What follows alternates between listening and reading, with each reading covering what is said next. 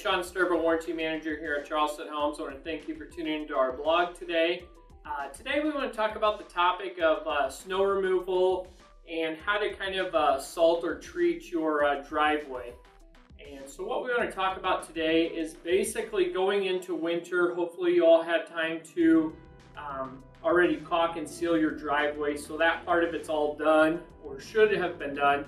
I get if you moved into your home kind of in the colder season, you wouldn't have the opportunity to do so, but for next year you definitely want to plan and get that done ahead of time. And what that caulking and sealing does, as we've talked about in previous blogs, is basically it's preventing or helping the prevention of the extra moisture from going down in between those control joints. The sealing is going to help with any road salts that you collect on your vehicles as they drive in and out of the driveway, in and out of your garage. So the second thing we're going to talk about is no ice melt, no salt of any kinds on your driveway or garages or walkways. That's detrimental to the concrete surface. Over time, that'll start to kind of hit or spall the top layer of the concrete.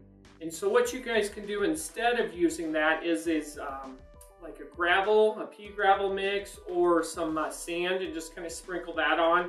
The biggest thing is to try to get that accumulated snow or ice removed as quickly as you can, so don't let it kind of sit there and accumulate. So the other thing is as the salt trucks or whoever's doing snow removals are going up and down the street, they may get some of that ice melt or snow pushed onto your approach area of the driveway.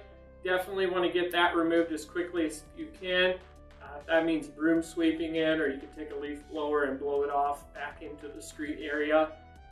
The garages where your vehicles will melt all that snow and ice off of your vehicles, you want to take in a timely fashion, just try to broom sweep that or blow that out as well.